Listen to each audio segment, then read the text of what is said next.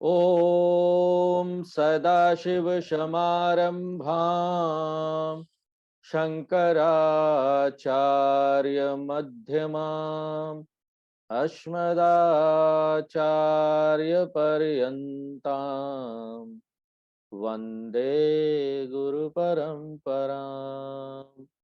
ओ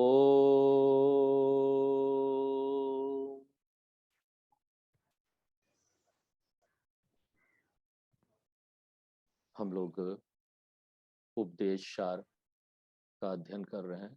एक क्लास हो चुका है, ये दूसरा क्लास है। तो एक और दूसरा नंबर श्लोक पढ़ेंगे, जो हमारे साथ पढ़ सकते हैं। कर्तुराज्ञया प्राप्यते फलम् कर्तुराज्ञया प्रतिफलम् कर्म किं परम कर्म तज्जडम् कर्म किं करम् कर्म तज्जडम् कृतिमहो दधो पतन कारणम् कृतिमोदधो पतनकारणम् फलं शाश्वतं गति निरोधकम्। फलं शाश्वतं गतिनिरोधकम्। तो हमने पिछले क्लास में बताया कि ये ग्रंथ रमन महर्षि जी ने अपने एक भक्त के प्रार्थना पर लिखा। बहुत छोटा सा ग्रंथ है, लेकिन इसमें वेदों का पूरा सार है। और पूरा वेद जो है वो दो भागों में विभाजित किया जाता है। पहला जो भाग है उसको बोलते हैं वेद पूर्व भाग, क्षमा कीजिए, या फिर कर्म कांड वाला भाग। और जो दूसरा भाग है उसको बोलते हैं वेद अंत भाग या ज्ञान कांड वाला भाग। और जो पूरा वेद पूर्व भाग है वो हमारे मन को तैयार करने के लिए है, आध्यात्मिक ज्ञान ताकि हम प्राप्त कर सके। और ये बहुत प्रवीणता के साथ किया जाता है। वेद पूर्व भाग के माध्यम से एक व्यक्ति अपनी भौतिक इच्छाओं की भी पूर्ति कर सकता है और साइमल्टेनियसली समांतर रूप से भौतिक इच्छाओं की पूर्ति करते हुए आध्यात्मिक विकास भी कर सकता है। सिर्फ अंतर इतना ही होता है कि शुरू में भौतिक इच्छाओं की पूर्ति को एक व्यक्ति मुख्य उद्देश्य देखता है। आध्यात्मिक जो विकास है वो अमुख्य है, मुख्य नहीं है जीवन में। लेकिन धीरे धीरे जैसे जैसे एक व्यक्ति मैच्योर्ड होते जाता है, परिपक्व होते जाता है, तो इसमें परिवर्तन आ जाती है। आंतरिक विकास को मुख्य देखने लगता है वो, और जीवन में भौतिक इच्छाओं या कामनाओं की पूर्ति को अमुख्य देखने लगता है। वो मुख्य नहीं रह जाता जीवन। आप किसी भी तरीके से देखिए, यहां पर दोनों एक साथ हो रहा है। और पिछले क्लास में हमने बताया था कि ज्ञान योग्यता प्राप्ति, वेद पूर्व भाग जो है वो ज्ञान योग्यता प्राप्ति के लिए बना है। Eligibility for spiritual knowledge.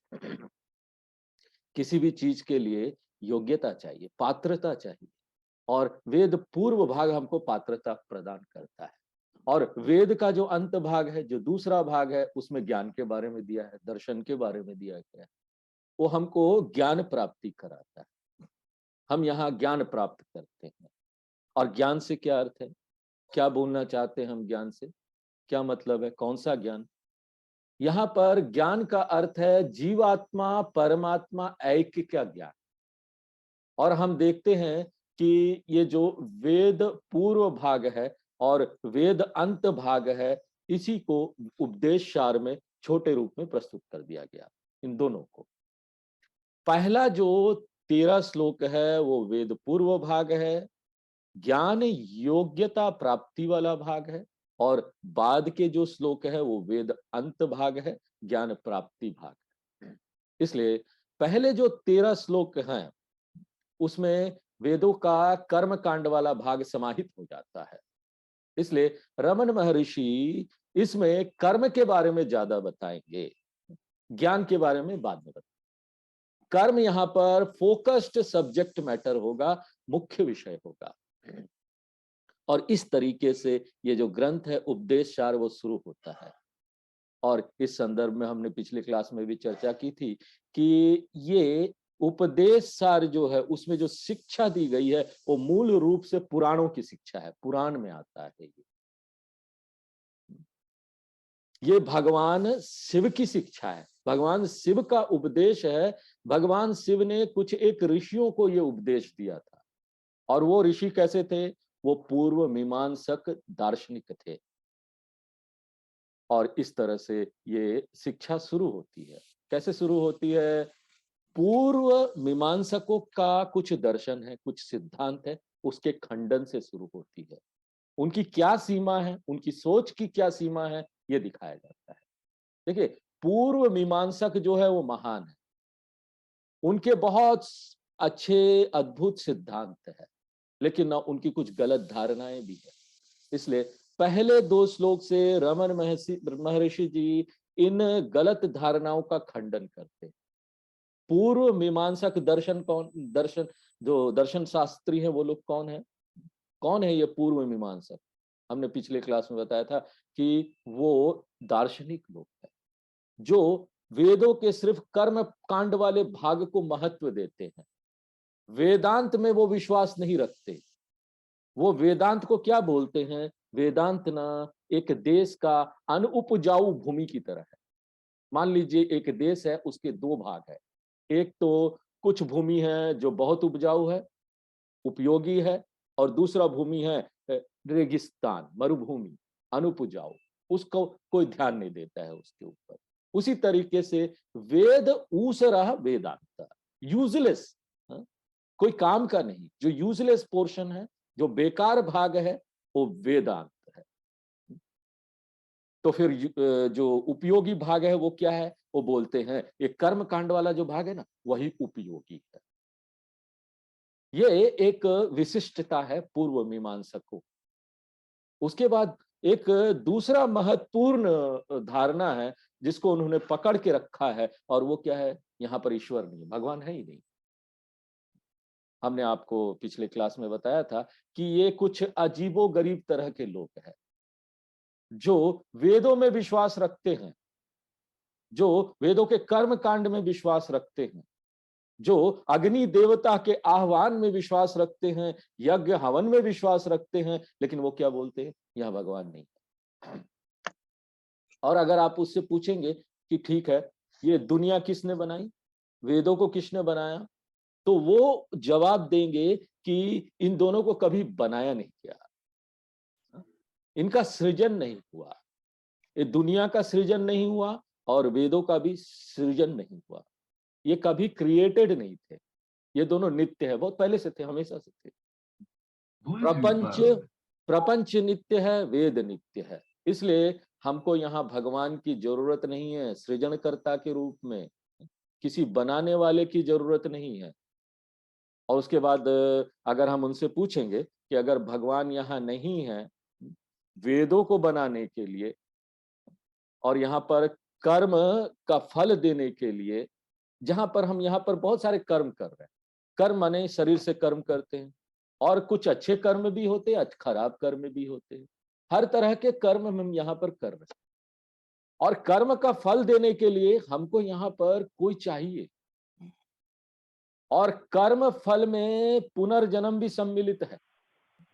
ये सब चीज कौन करेगा? कौन सा जीव है जिसने यहाँ पर ज्यादा पुण्य किया है, कौन सा जीव है जिसने यहाँ कम कम पुण्य किया है, कौन सा जीव है जो 50-50 किया है, मिश्रित, थोड़ा पुण्य थोड़ा पाप। तो क्या हमको भगवान की जरूरत नहीं है कर्मफल दाता के रूप में? और ये जो पूर्व मीमांसक है वो बोलते हैं हमको भगवान की जरूरत नहीं। ये जो कर्म का सिद्धांत है, कर्म की नियति है, वो अपने आप परिणाम दे देगा। जिस तरह से हम यहाँ पर कोई वस्तु ऊपर से गिराते हैं, छोड़ते हैं ना, वो नीचे गिरता है। क्यों नीचे गिरता है? वैज्ञानिक लोग बोलते हैं ग्रेविटेशनल लॉ है, गुरुत्वाकर्षण का नियम। भगवान को क्या जरूरत, भगवान क्यों आए और उसको ठेले नीचे। आप कोई वस्तु छोड़ो तो वो नीचे जाएगा अपने आप 32 फीट पर सेकंड के स्पीड से। तो वो जो वस्तु है उसको कौन नीचे ठेल रहा है, मैं तो नहीं कर रहा, आप लोगों में से कोई भी इसको नहीं कर रहा। हाँ? और हम यहां पर ये भी नहीं देखते कि कहीं भगवान है जो आके इसको कर रहे हैं, तो कौन इसको नीचे ठेल रहा है। तो ये गुरुत्वाकर्षण का नियम है। आप अग्नि के ऊपर जल को रखेंगे तो 100 डिग्री सेंटीग्रेड पर जल जो है अगर शुद्ध है और प्रेशर जो है वो सामान्य है तो जल जो है ना वो उबलने लगेगा। हमको जल को प्रार्थना करने की जरूरत नहीं, जल जी उबल जाइए उबल जाइए। और हम यहाँ ये भी नहीं देख रहे कि कोई भगवान आ रहा है और पानी को उबाल रहा है, तो फिर ये कैसे हो रहा है।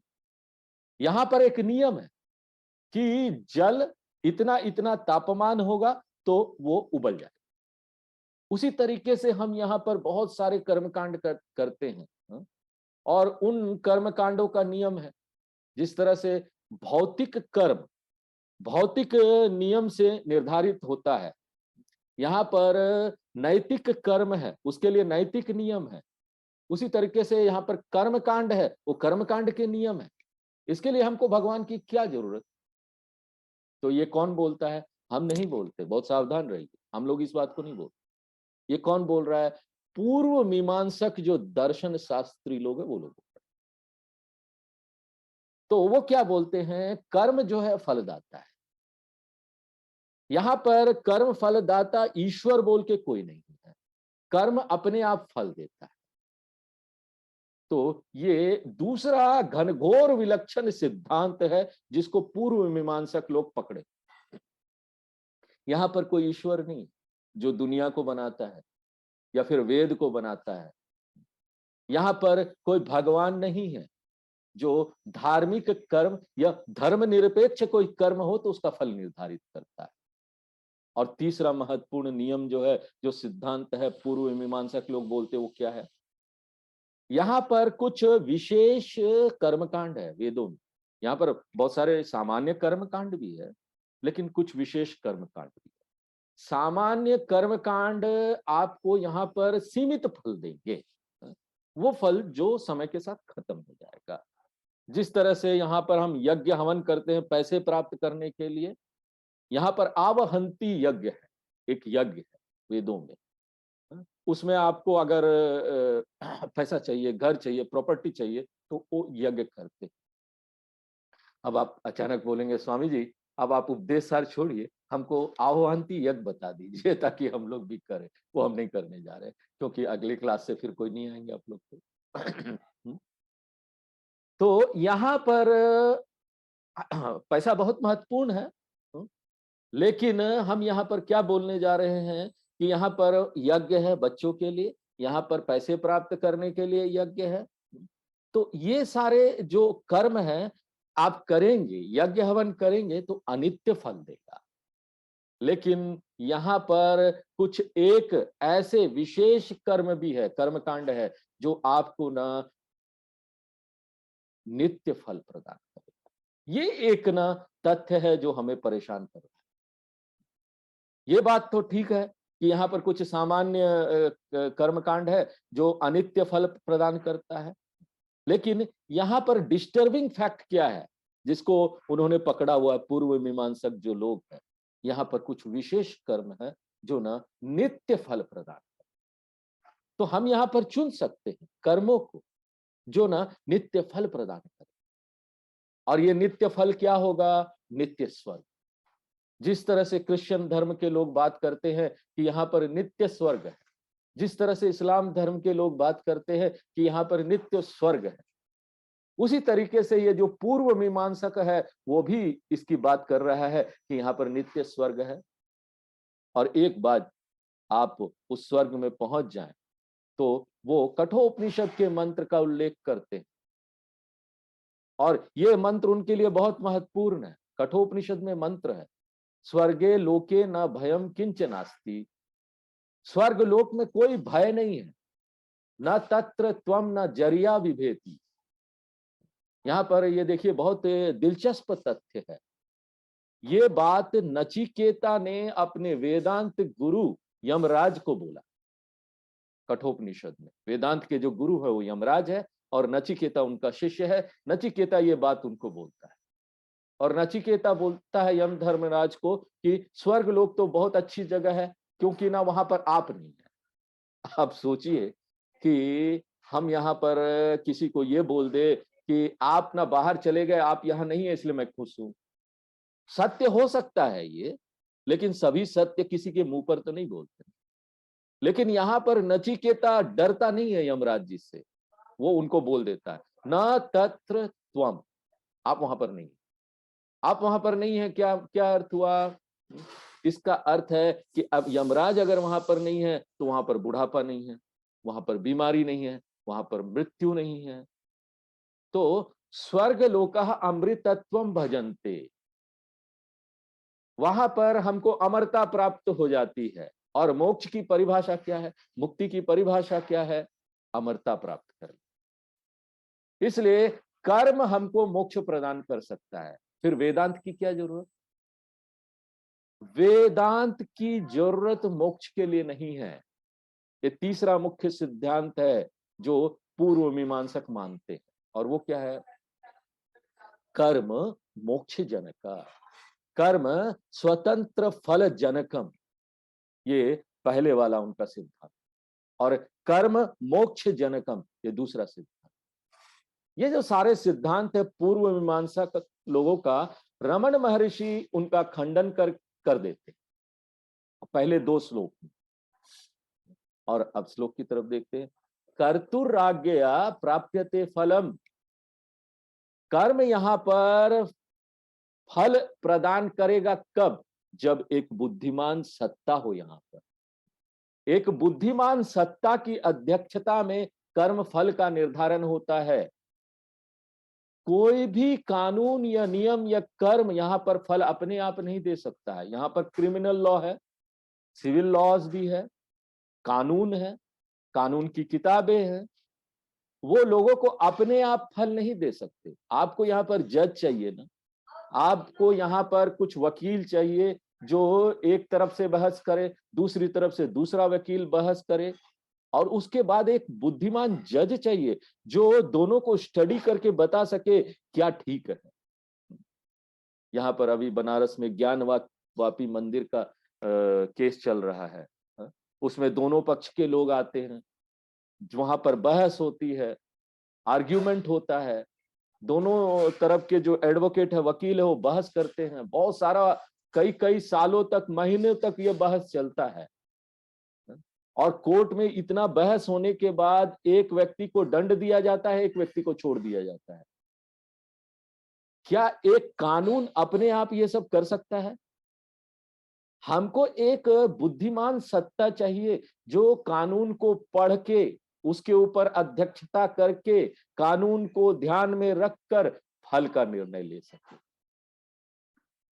और कई सारे केसेस होते हैं उसमें जो कर्म है वो अपने आप मनसा का निर्धारण नहीं कर सकते, मोटिव क्या था। और ऐसे संदर्भ में जो मनसा है, मोटिव है, बहुत महत्वपूर्ण हो जाता है। कल्पना कीजिए कि मैं यहाँ पर रास्ते में चल रहा हूं और अचानक कोई मेरे दाहिने तरफ से आता है। मैं यहाँ पर बाएं तरफ चल रहा हूँ रोड में, कोई मेरे दाहिने तरफ से आता है और मुझे ठेल के नीचे गिरा देता है। मैं नीचे गिर जाता हूँ, मुझे काफी चोट आती है, मैं क्रोधित होता हूँ उस व्यक्ति को के ऊपर, और मैं उसको कोई दंड देने जा रहा हूँ या उसको डांटने जा रहा हूँ। उससे पहले मैं पीछे मुड़ के देखता हूँ तो एक बस मेरे एकदम नजदीक से पार हो जाता है। अब मैं ठिठकता हूँ, सोचता हूँ कि उस व्यक्ति ने मुझे क्यों ठेला, मुझे वो बस मार ना दे, धक्का ना मार दे, इसलिए व्यक्ति ने मुझे ठेल के नीचे गिराया। अब सोचिए, ये ठेलने का जो ये कर्म था वो क्या फल देगा? वहां चोट लगा, काफी चोट आई, और वो चोट का दर्द का अनुभव मैंने किया, एक्सपीरियंस हुआ मुझे। लेकिन मेरी भावना उस व्यक्ति के प्रति क्या है, वो इस चोट से निर्धारित नहीं होगा। मुझे चोट लगा, मैं उसको मैं उसको डांट दूं या मैं उसको कुछ दंड दे दूं, ये नहीं करता।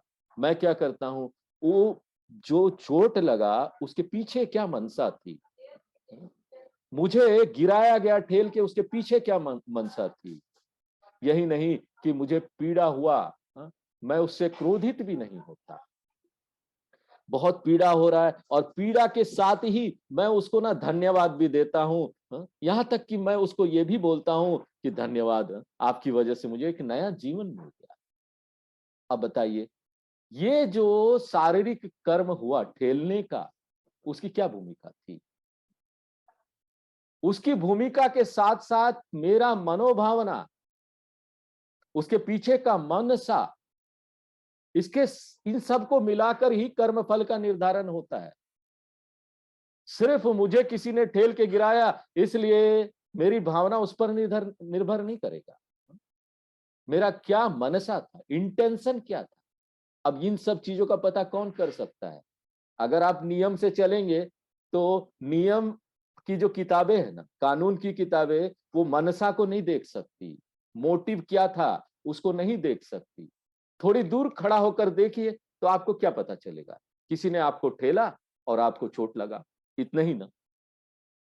लेकिन वो पुण्य कर्म था, पाप कर्म था, इसका निर्धारण करना इतना आसान नहीं है। ये सिर्फ एक उदाहरण है। इस तरीके से यहाँ पर कई करोड़ करोड़ कर्म चल रहे हैं। हाँ? तो फिजिकली सामने ऊपर ऊपर से आप देखें तो वो एक फल देते हैं, लेकिन यहाँ पर नैतिक क्या नियम है, क्या फल मिलना चाहिए, वो सिर्फ ऊपर ऊपर से देख के नहीं पता चलेगा। फिजिकल कॉन्सिक्वेंसेस नहीं से नहीं पता चलेगा। इसके लिए हमको बहुत बुद्धिमान जज चाहिए। देखिए, यहाँ पर विशेष रूप से सुप्रीम कोर्ट के जज होते हैं, वो कोई सामान्य जज नहीं होते हैं, वो बहुत बुद्धिमान सत्ता है। लेकिन उनको यहाँ पर कुछ एक नियम ही पता है। यहाँ पर उनको इस देश का नियम पता है। यहाँ पर संविधान है, क्रिमिनल लॉ है। तो एक जो बुद्धिमान सत्ता है उसको होना चाहिए। यहाँ पर जो फल देगा वो नियम और के अनुसार होगा, लेकिन जो बुद्धिमान सत्ता है उसके द्वारा दिया जाएगा। ये दोनों मिलकर फल देते हैं। बिना नियम कानून के, अगर नियम कानून ना हो तो जज जो फल देगा वो निष्पक्ष नहीं हो सकता, पक्षपाती भी हो जाएगा वो। यहाँ कोई नियम कानून नहीं है, जज बैठा हुआ है, वो किसी को भी फल दे दे, किसी को भी दंड दे दे। और बिना जज के कानून या नियम अपने आप यहाँ कोई फल नहीं दे सकता। इसलिए कानून भी होना चाहिए, जज भी होना चाहिए, दोनों मिलकर यहाँ कर्म फल देते हैं। और यहाँ पर ये जो दो सत्ता है, उसमें से जो नियम और कानून वाला सत्ता है वो क्या है? जड़ है, उसमें चेतनता नहीं है। तो यहाँ पर नियम या कानून ये विवेक नहीं कर सकता क्या सही है क्या गलत है। यहाँ पर किसी को मृत्यु दंड दिया जाता है, लेकिन यहाँ पर कुछ छूट भी है, विशेष छूट। यहाँ पर राष्ट्रपति को मर्सी पिटीशन भी जा सकता है। लोग राष्ट्रपति को क्षमा याचिका के लिए आवेदन करते हैं और वो विवेक बुद्धि का प्रयोग करते हैं। अगर आप यहाँ पर नियम कानून की किताबें रख दे, संविधान, उस देश का संविधान रख दें, तो उसको क्या पता चलेगा कि उस व्यक्ति को क्षमा दान देना चाहिए कि नहीं देना चाहिए? यहाँ पर राष्ट्रपति को पावर है ना कि वो किसी भी दंड को एक साइड रख दे और जो व्यक्ति ने गलत किया है, अपराधी व्यक्ति है, उसको क्षमा दान दे दे। यहाँ पर उसको राष्ट्रपति को विवेक करना पड़ता है कि क्षमा दान देना सही है कि नहीं है।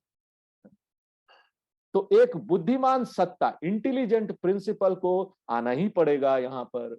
इसलिए रमन महर्षि क्या बोलते हैं कि हमको यहाँ पर कर्म का सिद्धांत चाहिए, लेकिन कर्म का सिद्धांत पर्याप्त नहीं है। हमको एक बुद्धिमान सत्ता भी चाहिए जो कर्म के सिद्धांत के ऊपर अध्यक्षता कर सके। एक सुप्रीम कोर्ट का जज, उसको देखिए कुछ ही नियम कानून यहाँ पता रहता है, एक देश का नियम कानून पता होगा सुप्रीम कोर्ट के जज को, उस देश का संविधान पता होगा, लेकिन आप सोचिए ईश्वर, यहां पर पूरे जीव, पूरे देश के लोग, पूरा संसार के लोग, सभी देश के लोग, सिर्फ इस शताब्दी नहीं, पिछले कई शताब्दी, अनादिकाल प्रवृत्ति ही ये सारे जो जीव है, और वो भी सिर्फ मनुष्य नहीं, यहाँ पर दूसरे और जो प्राणी हैं, वो भी सिर्फ इस लोक में नहीं, 14 लोक में जो प्राणी, अगर इन सब को कर्म का फल देना है, सभी लोक में जो जीव राशि है उनको देना है, तो ऐसा जज कैसा होना चाहिए? आप सोचिए, ऐसा जज सर्वज्ञ होना चाहिए। और यही नहीं, यहां पर देखिए एक परिवार है, परिवार के सदस्य है, परिवार के सदस्य के अपने अपने कर्म है, लेकिन उनके कर्म को देखते हुए यहां पर एक ऐसा घटना सेट करना पड़ता है ईश्वर को एक परिवार में, कि उस एक घटना से परिवार के 5 सदस्यों का जो कर्म है एक साथ भोग लिया जाए। अब उन सब के परिवार के 5 सदस्य का कर्म अलग अलग होगा, लेकिन भगवान को ऐसी घटना बनानी है, उस परिवार में ऐसी घटना लेके आनी है, और वो घटना ऐसी बहुआयामी होना चाहिए, वर्सेटाइल होना चाहिए, ताकि ना वो एक घटना से किसी का पुण्य भोग लिया जाए और उसी एक घटना से किसी को पाप मिल जाए, किसी का पाप खत्म हो जाए, किसी का पुण्य खत्म हो जाए, भोग हो जाए। और किसी का ना मिश्र कर्म भी होता है, आधा पुण्य आधा पाप, वो भी भोग लिया जाए। सोचिए ऐसी घटना कैसी होनी चाहिए, कितने सारे तार एक दूसरे से जुड़े होने चाहिए, और ऐसी कोई एक घटना नहीं, कई करोड़ों घटना इस क्षण भी और हमेशा यहां पर पूरे संसार में चल रहा है।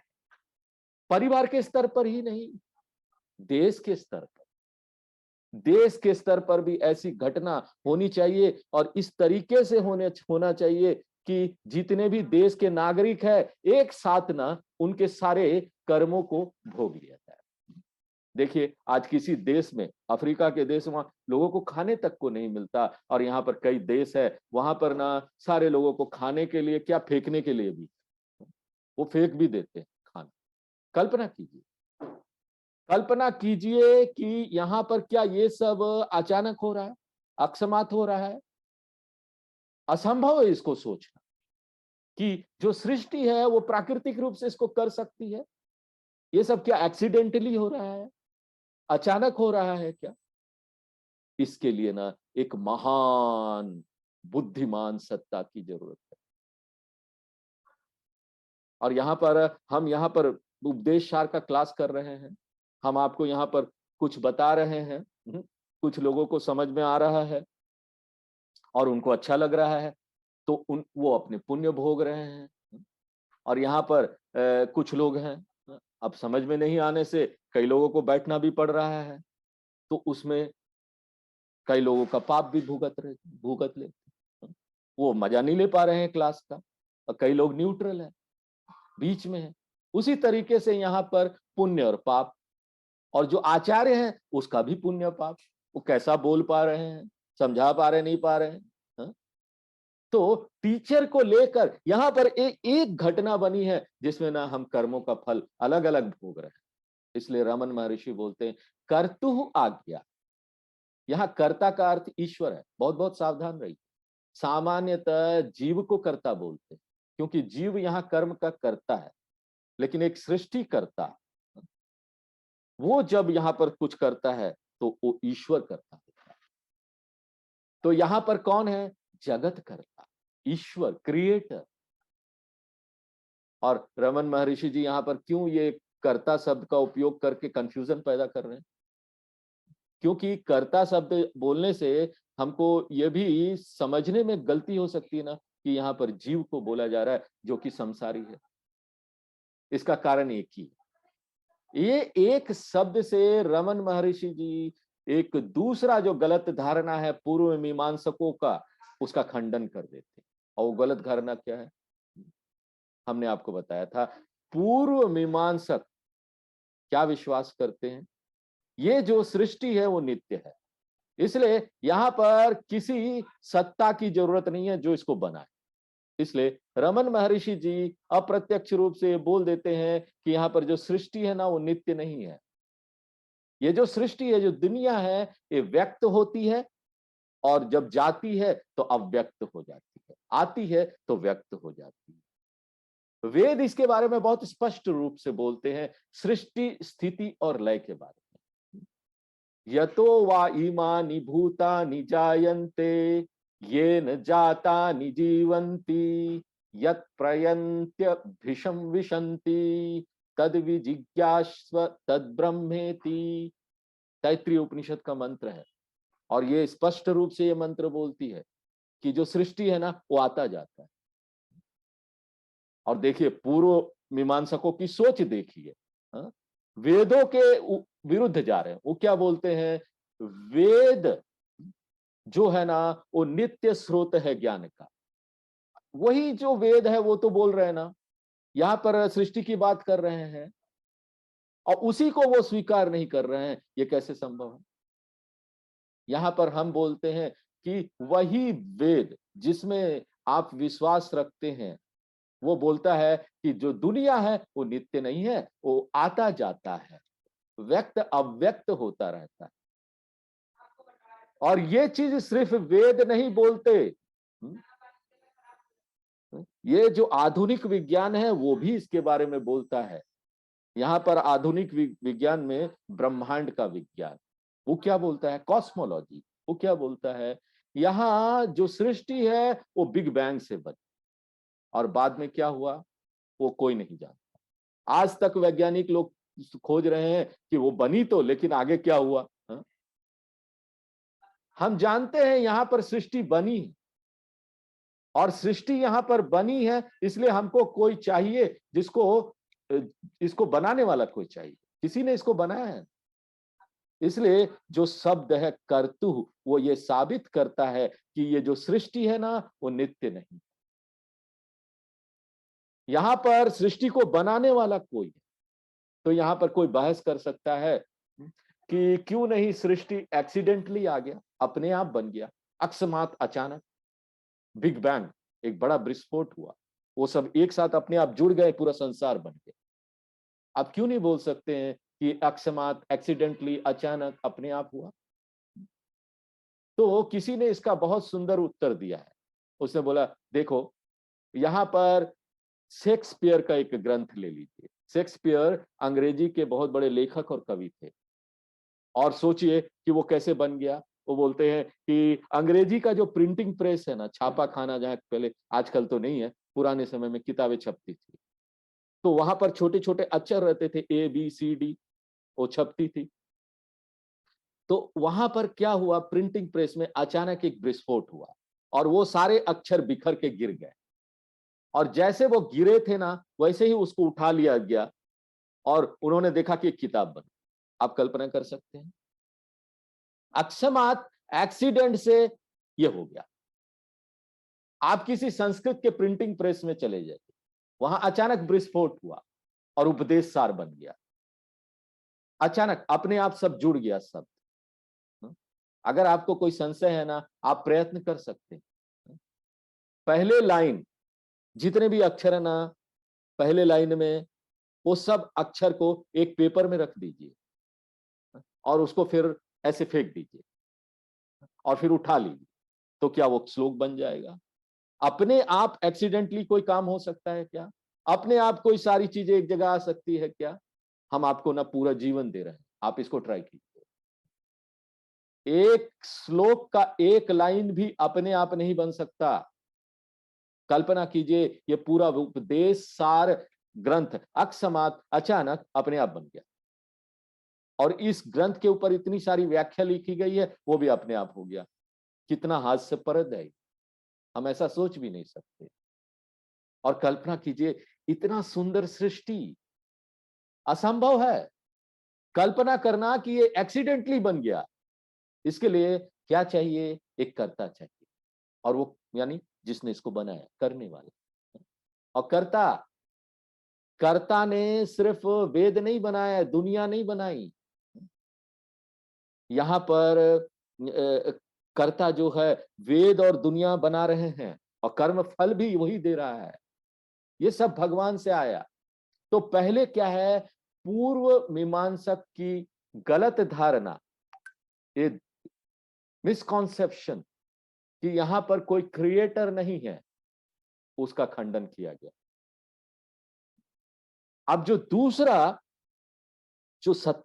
जो सिद्धांत है जिसका खंडन करते हैं, वो ये है कि यहां पर यही नहीं कि भगवान है जिन्होंने सृष्टि को बनाया, वेद को बनाया, लेकिन भगवान यहां पर ना कर्म के सिद्धांत का रखरखाव भी करते, और कर्म के सिद्धांत का रखरखाव करते हुए वो यहाँ पर सब कुछ देखते कि सब कुछ ठीक ठाक चल रहा है, कर्म का सिद्धांत ठीक चल रहा है, इसलिए उनको ना कर्म अध्यक्ष भी बोला जाता है। अध्यक्ष यानी प्रभुत्व सत्ता जो उसके ऊपर है, उसके रहने मात्र से यहाँ सब ठीक ठाक चल रहा है।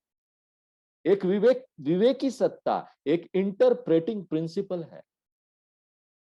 यहां पर नियम कानून का व्याख्या करना पड़ेगा, समझना पड़ेगा कि वो नियम कानून सही वहां पर लागू हो रहे हैं कि नहीं, और उसके बाद कर्म फल का निर्धारण करना पड़ेगा। कानून तो अपने आप में अंधा है ना। एक अमिताभ बच्चन की पिक्चर भी आई थी इसमें, अंधा कानून। बहुत अच्छी तरीके से उसमें समझा दिया गया कि कानून किस तरह से अंधा है। अगर आपने पिक्चर नहीं भी देखी तो नाम से आपको पता चल जाएगा कि उसमें क्या साबित किया गया, क्या कहानी थी, किस तरह से एक ये प्रूफ किया जाता है, साबित किया जाता है कि कानून अंधा है। हमको यहाँ पर एक बुद्धिमान, एक विवेकी, एक व्याख्याता चाहिए जो ना ये निर्धारण कर सके कि कर्म का फल क्या होगा। इसलिए कर्तु ईश्वरस्य कर्माध्यक्ष कर्म फल दातु आज्ञा, उसके आज्ञा से, एकमात्र कर्तुराज्ञया, उनके आज्ञा से, भगवान के आज्ञा से, उसकी इच्छा शक्ति से, संकल्प से कर्म फल का निर्धारण होता है। हम यहाँ कर्म फल भोग पाते, हमको यहाँ पर अपने प्रारब्ध कर्म का फल मिलता है। और ये कर्म जो है ना, वो हमने एक जन्म नहीं, पिछले कई जन्मों से जमा किए। तो रमन महर्षि इसके साथ ही, तो हमने यहाँ पर कई सारे जन्म का कर्म इकट्ठा कर रखा है, जमा है। तो रमन महर्षि जी यहाँ पर स्पष्ट कर देते हैं कि यहाँ पर जो भी अनुभव हमको मिलता है वो कर्म का फल है। सुख दुख का जो अनुभव मिल रहा है वो हमारे कर्म का फल है, और ये कर्म फल को हमको भोगना होता है। और ये कर्म फल कौन देता है? मेरे अपने कर्म ही कर्म के फल पैदा करते हैं, इसलिए मैं उसके लिए जिम्मेदार हूं। जो भी अनुभव मुझे यहाँ हो रहा है उसके लिए मैं जिम्मेदार हूं। किसी ने ठीक ही बोला है, किस तरह का पति पत्नी एक दूसरे के साथ जुड़ते हैं वो भी एक कर्म फल है। और हमारी भारतीय संस्कृति में पति पत्नी तो बदला नहीं जाता है, वो परिवर्तित आप नहीं कर सकते। नियम कानून बहुत कठोर है, और संस्कृति भी ऐसी है कि एक बार जुड़ गए तो जुड़ गए। हमारी भारतीय संस्कृति में 3 संबंध जो है बहुत महत्वपूर्ण और पुण्य पर आधारित है। और वो संबंध क्या है? पति पत्नी का, और पिता, माता पिता और बच्चे का, और एक मित्र का। देखिए, एक अच्छा मित्र ना बहुत उपयोगी होता है। क्यों? क्योंकि कभी भी जब भी कोई भी परिवार का कोई यहाँ पर समस्या आती है, पारिवारिक समस्या, जो कि हम अपने पति पत्नी एक दूसरे के साथ शेयर न कर पाए, क्योंकि अगर कोई समस्या पति से आ रहा है, पत्नी से आ रहा है, तो वो एक दूसरे से कैसे शेयर करेंगे? इसलिए अगर एक अच्छा मित्र है ना, बोलते हैं लोग कि ना अच्छा मित्र अगर आपका कोई है तो वो आपको ना यहाँ पर मानसिक स्वस्थता प्रदान करेगा, आप मानसिक रूप से स्वस्थ रहेंगे। इसलिए शास्त्र बोलते हैं कि पति पत्नी कैसा मिलेंगे? वो कर्म फल है। बच्चे कैसे होंगे? वो कर्म फल है। मित्र कैसा होगा? वो कर्म फल है। संक्षेप में जितना भी अनुभव हमको इस संसार में होता है वो कर्म फल है। लेकिन सांत्वना क्या है बताइए? यहाँ पर हमको किस बात से अच्छा लगता है? यही कि कर्म फल ये भगवान से आ रहा है, क्योंकि एकमात्र भगवान ही है जिसने इन कर्मों के सिद्धांत का विश्लेषण किया और हमको एक कर्म फल दिया, एक जज की तरह। एकमात्र भगवान ही निष्पक्ष रूप से, न्यायपूर्वक, उचित रूप से, ध्यान से कर्म फल का निर्धारण करके हमको देते हैं। और धन्य है हे ईश्वर, धन्य है। और हम बच जाते हैं कि कोई और नहीं दे रहा, ये ईश्वर दे रहे हैं। ये बहुत राहत देने वाली बात है कि ये भगवान से आ रहा है। इसलिए कर्तुः संकल्पे ईश्वरस्य संकल्पेन फलम प्राप्यते। अब दूसरा प्रश्न होता है कि ये जो नियम की किताब है, वो अपने आप फल क्यों नहीं दे सकती? ये ऐसे ही है ना कि भारत में बैठे बैठे आप पूछ रहे हैं कि ट्रैफिक सिग्नल है ना, वो अपने आप लोगों को नियंत्रित क्यों नहीं कर सकती? भारत में यहाँ ट्रैफिक सिग्नल है जो पर्याप्त नहीं है, वहां पर एक पुलिस भी होना चाहिए। और देखिए ये एक अजीबोगरीब स्थिति है, सिर्फ ट्रैफिक सिग्नल नहीं चाहिए, एक पुलिस वाला भी चाहिए। जो एक ट्रैफिक सिग्नल जो जड़ है वो अध्ययन नहीं कर सकता कि कौन ट्रैफिक सिग्नल का उल्लंघन कर रहा है, कौन नहीं। जो इनर्ट सिग्नल है, जो जड़ सिग्नल है, वो ये स्टडी नहीं कर सकता कि वायलेटर कौन है, कौन उल्लंघन कर रहा है। उसी तरह से वेद भी जो है ना वो जड़ है। जो जड़ वेद है वो कर्म फल का निर्धारण नहीं कर सकती। हमको यहाँ पर एक विवेकी, एक सत्ता चाहिए जो वेदों की व्याख्या कर सके। हम उसको क्या बोलते हैं? अध्यक्ष। इसलिए रमन महर्षि जी यहाँ पर प्रश्न पूछते हैं, कर्म परम किम, कर्म किम परम। परम का क्या अर्थ हुआ? स्वतंत्रम। यहाँ शब्द जो है परम, उसका अर्थ हुआ स्वतंत्रता, स्वतंत्र। स्वतंत्र क्या हुआ? स्वतंत्रम का अर्थ हुआ कि जो सक्षम है स्वतंत्र रूप से फल का निर्धारण करने। तो क्या जो देश का संविधान है, यहां पर क्रिमिनल लॉ है, सिविल लॉ है, वो क्या कर्म फल का निर्धारण कर सकती है? ये संभव नहीं है। हमको यहाँ पर एक माध्यम चाहिए। इसलिए ये यहाँ पर रमन महर्षि जी ये प्रश्न पूछ रहे हैं, कर्म किम परम।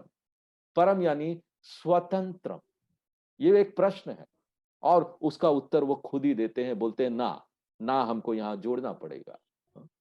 कर्म जो है वो इंडिपेंडेंट जज नहीं है, स्वतंत्र रूप से निर्णय नहीं ले सकती, क्योंकि कर्म जड़ है। हर एक कर्म जड़ है। यहाँ पर फिजिकल लॉज है, वो जड़ है।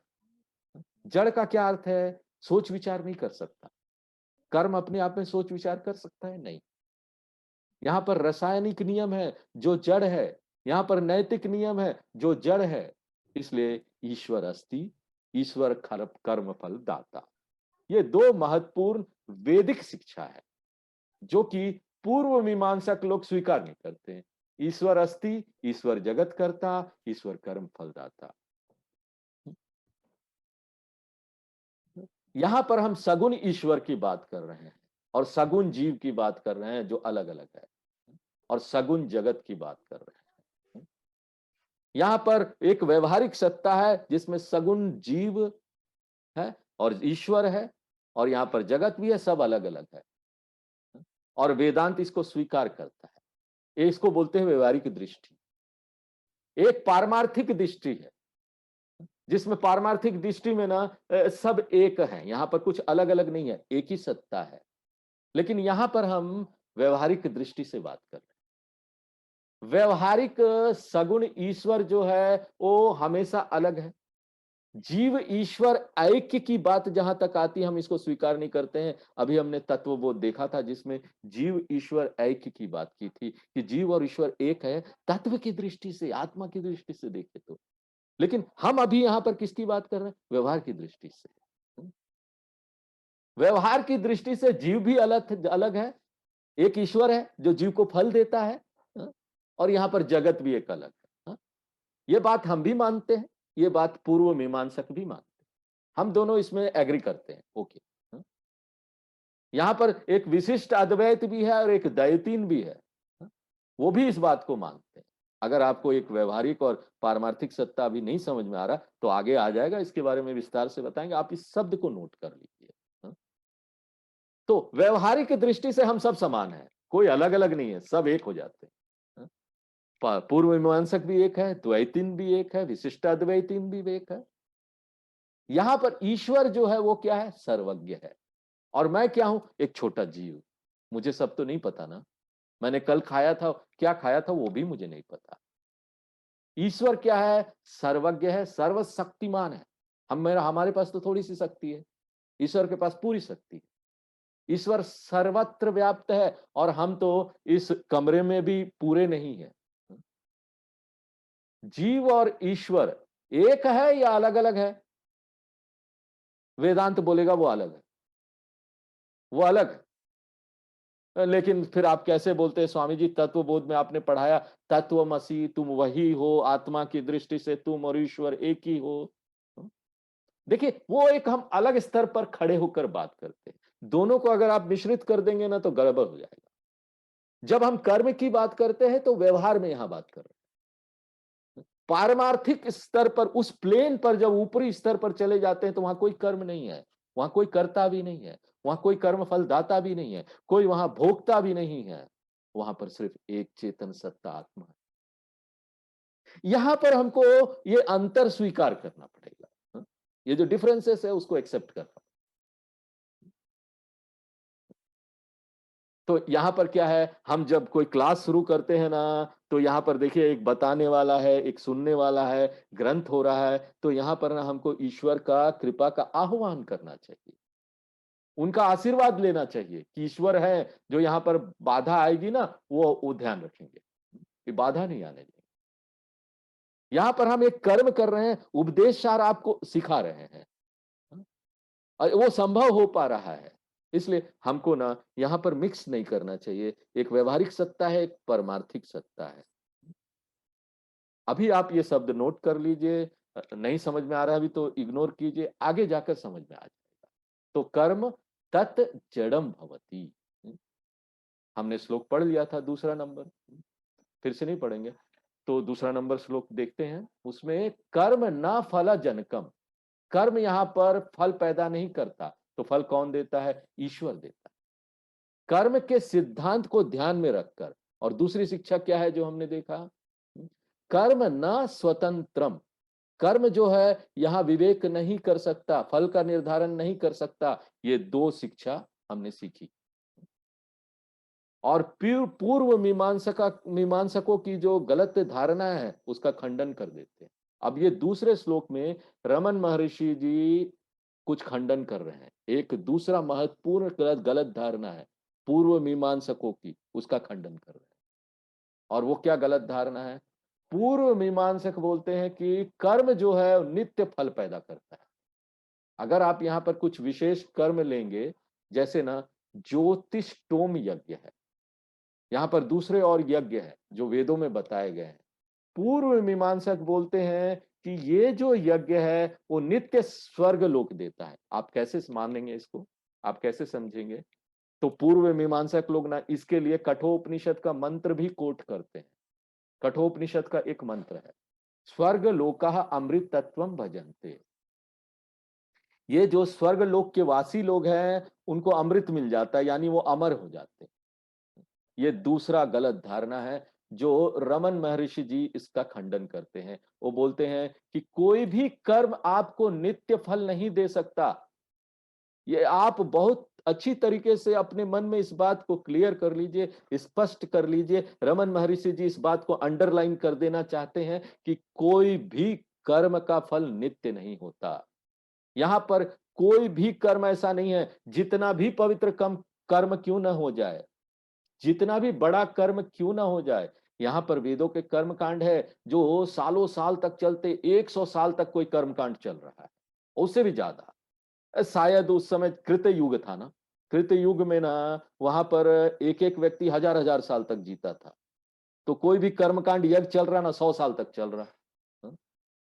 और उसमें कोई एक पुरोहित नहीं रहता, 100 पंडित लगे हुए हैं उसको करने में। तो बड़ा से बड़ा कर्म आप कर लीजिए, यज्ञ कर लीजिए, वो आपको नित्य फल नहीं देगा। कर्म का फल अनित्य है। ये एक महत्वपूर्ण लेसन है जो वो हमको यहां पर देते हैं। अब दूसरे लाइन में देखिए, फलम अशाश्वतम, शाश्वतम का क्या अर्थ है, नित्य है। अशाश्वतम का क्या अर्थ है, अनित्य है, अनित्यम है। यहां पर कर्म का फल अनित्य है, इसका क्या अर्थ है कि ना यहाँ पर स्वर्ग भी अनित्य है। नित्य स्वर्ग अगर हम बोलते हैं तो वो तार्किक नहीं है। तो आज हम लोग यहीं पर विराम देते हैं, आगे फिर देखेंगे कि इसके बारे में और क्या विस्तार बताते हैं नेक्स्ट क्लास। पूर्णमदः पूर्णमिदं पूर्णात् पूर्णमुदच्यते पूर्णस्य पूर्णमादाय पूर्णमेवावशिष्यते। ओम शांति शांति।